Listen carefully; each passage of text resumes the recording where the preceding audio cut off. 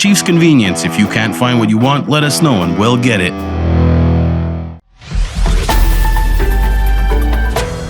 For me, it all started when I was a kid, like anyone else.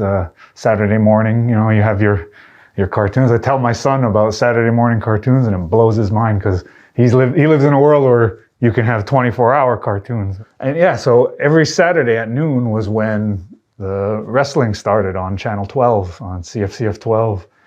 Shawn Michaels was always my favorite wrestler, and that's who made me want to be a wrestler, And it continued like that. Growing up, you go to high school, and I just kept watching and just kept interest, And when I was about 18 years old, I heard a radio ad for Jacques Rougeau's wrestling school. And Sean Rice and we applied for funding from Dewadunizakta, and we were approved. We got to go to wrestling school. The plan was we were going to come back and we were going to open our own school, and we were going to have, make the next generation, because there's no other wrestlers from Kahnawake. There's Billy Two Rivers, Don Eagle, and us, and the Dad Bod Squad.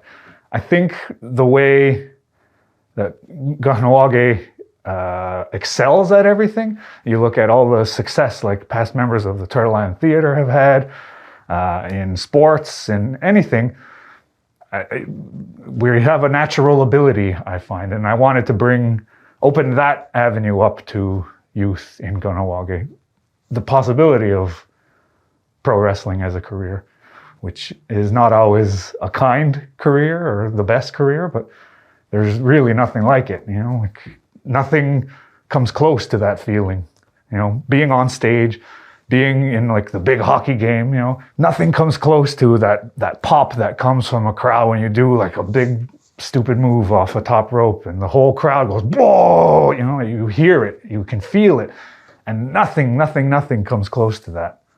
I try to stay away from established wrestlers' move sets. I mean, there's only so many moves, but everybody does a super kick in independent wrestling. So I try to stay away from things like that, just to have something that's for me, that's just me. I got that from growing up in the theater, growing up in Turtle Island Theatre here. You need something to help you stand out. And so that's how I came up with the Dad Bod Squad. And because after my initial retirement, I was off for 11 years. I hadn't been in a ring in that long. For me, I like to use self-deprecating humor, and so the dad bod thing went along perfectly with that.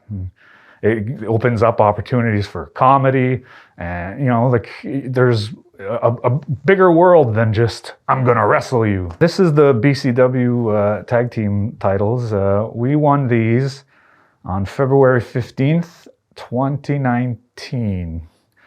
And not long after that, the pandemic happened and the whole company got shut down. So it is a world record. On the 15th, it'll be 2 full years, but not a single title defense. I mean, I got to be realistic about it, right? I know I'm not going to be much longer in this business. So Wrestling Academy is really my last opportunity to do something on a big scale in front of the world. So it's amazing. If you go on wrestling-academy.ca, you can have really fun if you're a wrestling fan, because there's all kinds of videos, all kind of encouragement videos, and they're from really the old timers, that used to wrestle with me there. And you'll see Coco Beware, the $1 Million Man, Ted DiBiase, you got Ricky Steamboat, the Dragon, you got Tito Santana. I can't stop. If you go there, you'll have some fun. But the 42 contestants are going to start, and there's going to be male and female. And then every week, we're going to eliminate 4.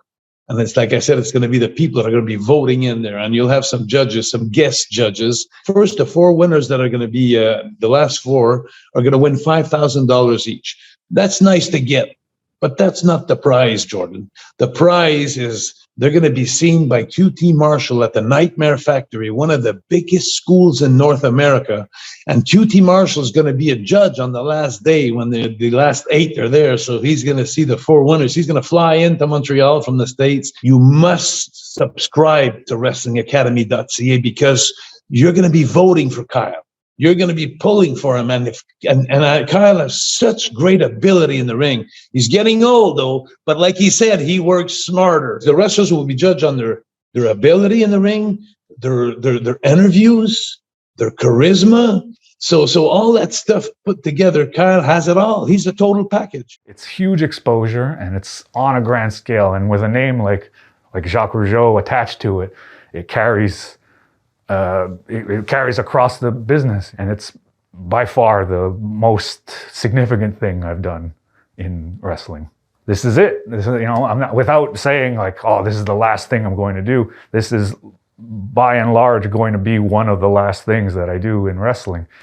The last being opening my little school and teaching the next generation of wrestlers. My gear is it's a representation of me. It's my face. It's what I put forward. When I first walk through that curtain, the first thing they're going to see is my gear, and my colors are black, white, and yellow, like Kahnawake sports teams use. And my knee pads, I have the Five Nations logo on my knee pads. It's just taking little bits of myself and who I am and putting it into one little package. There's little bits of me in the gear of my gear. So it's something I keep the community with me as I'm out there.